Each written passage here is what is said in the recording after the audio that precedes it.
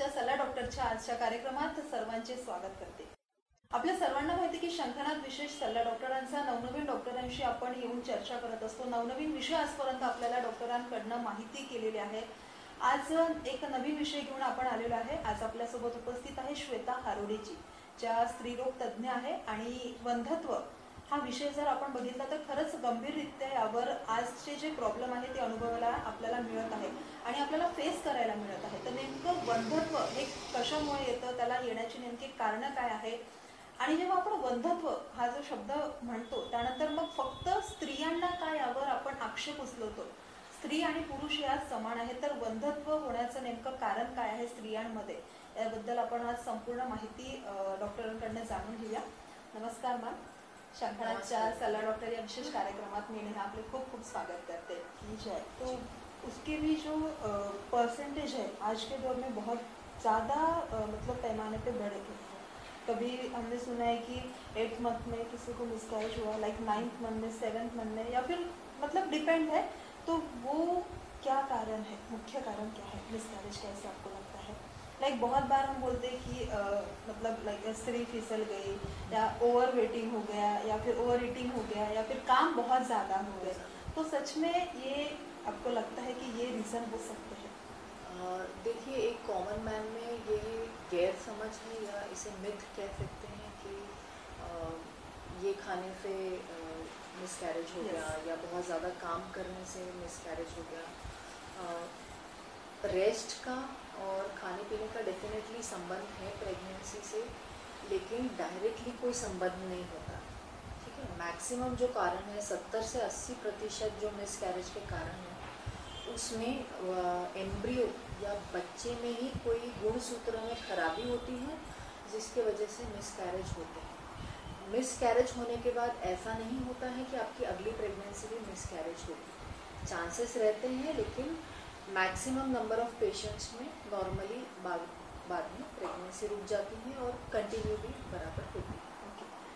अगर हम लड़कियों की बात करें तो मेंस्ट्रुअल साइकिल ये बहुत ज़्यादा इम्पॉर्टंट है और बहुत बार हमने सुना है कि मासिक पाळी आपण मराठीत म्हणतो त्याला, मासिक पाळी जर इरेग्युलर झाली तर कुठेतरी वंध्यत्व में वो मेनली रीज़न हम माना जाता है। तो आपके हिसाब से ये सही है या गलत है? क्योंकि इसका अपोजिट पे मैं आपको बताती, हमने ऐसे भी केसेस देखे हैं, लाइक आपने भी देखे होंगे कि मेंस्ट्रुअल साइकिल जो है वो टाइम टू टाइम मंथली बराबर आती है, लेकिन वो बच्चा जो है वो नहीं कंसीव कर पाते। तो इसका क्या रीज़न है, ऐसा आपको लगता है?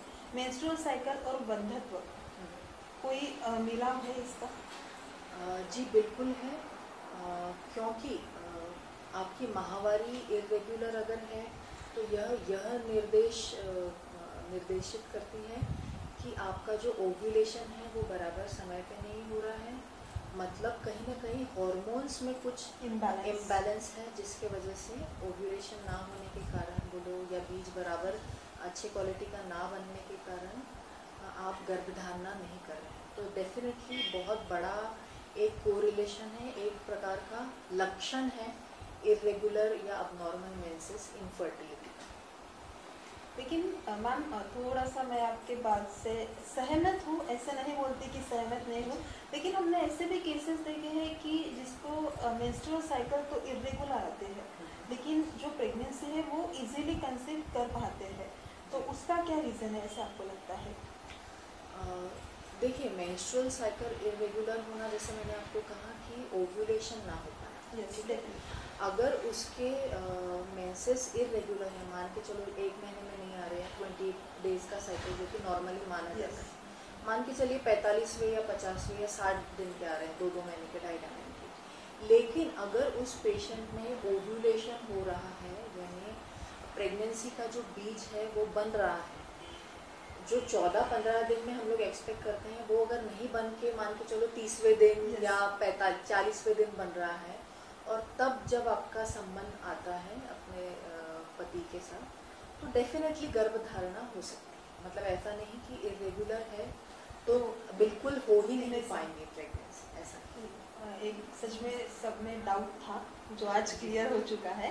अब तक आपका जो एक्सपीरियंस है, आप आज नागपुर शहर की जानी मानी डॉक्टर है वंध्यत्व के लिए, तो एक बेसिकली हम एग्जैक्ट जो है वो रेशो तो नहीं बता सकते आप, लेकिन अब तक कितने लोगों को आपके यहाँ से लाभ हुआ है ऐसे आपको लगता है, उनका एक्सपीरियंस किस तरह से रहा है, या फिर नंबर ऑफ पेशेंट आपके यहाँ आते हैं तो उनकी समस्याएं क्या रहती है? दुख के साथ मुझे कहना पड़ रहा है कि आज भी अवेयरनेस लोगों में जानकारी कम है कि इस चीज़ के स्पेशलिस्ट हैं हमारे पास। जैसे अगर किसी को पथरी हो तो पथरी के स्पेशलिस्ट डॉक्टर होते हैं, किसी को हृदय विकार हो, हार्ट में कोई प्रॉब्लम है तो हमारे पास कार्डियोलॉजिस्ट है। पथरी के लिए बोलो या किडनी फेल जिनकी हो जाती है या किडनी में जिस प्रकार की भी कोई समस्या होती है, हमारे पास यूरोलॉजिस्ट या यूरो सर्जन्स होते हैं। तो उस प्रकार से वंध्यत्व के भी स्पेशलिस्ट होते हैं, इनफर्टिलिटी एक्सपर्ट होते हैं जिनके पास आप जा सकते हैं, जिनसे आप ट्रीटमेंट ले सकते हैं। जैसे कि आपने कहा कि कितने लोगों को हम इलाज दे पाए हैं, मुझे बहुत दुख के साथ ये कहना पड़ता है कि लोगों को नहीं मालूम है कि इनफर्टिलिटी के भी एक्सपर्ट्स होते हैं जिनका इसमें सुपर स्पेशलाइजेशन होता है। जिससे कि किसी को मूत्र खड़ा गया, यूरिन स्टोन हो जाए तो आप उनके स्पेशलिस्ट के पास, यूरोलॉजिस्ट या यूरो सर्जन के पास जाते हैं। हृदय विकार या हार्ट से रिलेटेड कोई प्रॉब्लम होती है तो कार्डियोलॉजिस्ट हैं आज हमारे पास नागपुर में कितने सारे, या किडनी से रिलेटेड समस्या है तो उसके स्पेशलिस्ट होते हैं। ठीक है, तो बहुत सारे पेशेंट्स हमारे पास ऐसे आते हैं कि जो अपने किसी फैमिली डॉक्टर को दिखा देते हैं उन्हें। हाँ, तो ऐसे कभी पेशेंट्स जो हमारे पास आते हैं बड़ी फाइल्स का एक बंच लेकर आते हैं, काफ़ी सारा पैसा और समय खर्च करने के बाद हमारे पास आते हैं। तो ये मुख्य मुझे प्रॉब्लम है कि आते तो हैं हमारे पास लेकिन काफ़ी ज़्यादा समय वक्त निकल जाने के बाद में आते हैं, जब ट्रीटमेंट मुश्किल तौर ना के बराबर हाँ सब मुश्किल हो जाता है। जो कई बेसिक ट्रीटमेंट जो हम कर सके रहते अगर वो हमारे पास पहले आए रहते तो बेसिक ट्रीटमेंट का वो टाइम उनका चला गया होता है, उनको मेजर ट्रीटमेंट्स पे चला जाना पड़ता है। तो ऐसे कई अप्रॉक्सीमेटली 1200-1300 पेशेंट्स को हम लोगों ने अभी तक प्रेगनेंसी दे चुकी हैं। ये तो सिर्फ IVF का। ऐसे तो उससे भी ज़्यादा, क्योंकि मैं कई सालों से ऑलमोस्ट मुझे 13-14 ईयर्स हो गए हैं इस फील्ड में, तो कई सारे पेशेंट्स को थैंकफुली और भगवान की कृपा है जो इस फील्ड में मैं आई और लोगों की ब्लेसिंग्स काफ़ी सारी मिलती हैं। बहुत नेक काम आपकी तरफ से हो रहा है, इसको बोलने के लिए हर्ज नहीं है, बहुत अच्छी बात है मैम। एक हम बात की जाए तो खर्चा जो होता है आज के दौर में, अगर हम बात की जाए तो सच में पैसे किसी भी ट्रीटमेंट के लिए नंबर ऑफ पैसे आज हमको लगते हैं। तो जो आपका ट्रीटमेंट है या फिर आपकी तरफ से जो ट्रीटमेंट किए जाते हैं बंधत्व के लिए, एक सालाना इसका खर्चा कितना होता है जो आम आदमी एक मिडिल क्लास दाम्पत्य उसको अफोर्ड कर सके? बिल्कुल, जैसे मैंने आपसे पहले भी कहा कि बंधत्व कोई ऐसी चीज़ नहीं है जो कि गैर समझ है समाज में कि बहुत महंगा इसका इलाज होगा। अगर आप समय पर हमारे पास आते हैं तो सिर्फ बेसिक कुछ ट्रीटमेंट्स है, कुछ गोली दवाइयाँ हैं और कुछ जांचें हैं जिनके बेसिस पे इसका इलाज हो सकता है, जो कि हार्डली 4-5 हज़ार में ही आपका ट्रीटमेंट हो जाता है। मतलब 4-5 हज़ार में ही या मैक्स टू मैक्स 8-10 हज़ार में आप कंसीव कर पाते हैं अगर आप समय पर आते हैं। लेकिन अगर आपको ट्रीटमेंट लगता है IUI या IVF, तो IUI का खर्चा तो 10 से 12 हज़ार या 15 हज़ार में हो जाता है।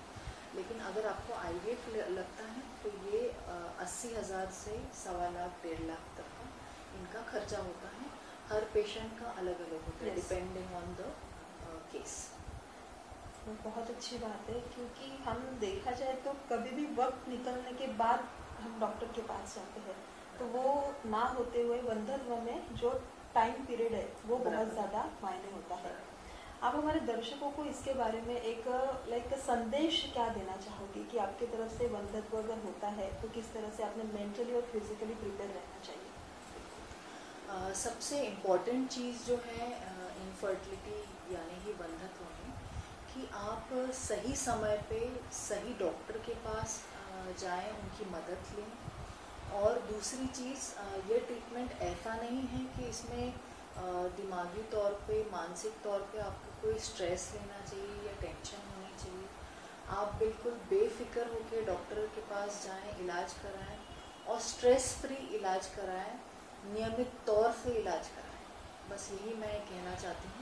और समाज के लिए मेरा एक सुझाव है, एक संदेश है कि कृपा करके जो भी इस चीज़ से, वंध्यत्व से जूझ रहे हैं, उन दाम्पत्य को आप सपोर्ट करें, मानसिक सपोर्ट करें, ताकि वो इस इलाज को अच्छे से करवा पाएँ, ना कि स्त्रियों पे कोई आरोप लगाएं कि भाई आपकी वजह से ही ये तकलीफ हो, ताकि वो मानसिक तौर पे और त्रासदी उन्हें हो या कोई पीड़ा हो। बस यही संदेश है मेरा समाज के लिए और पेशेंट्स के लिए।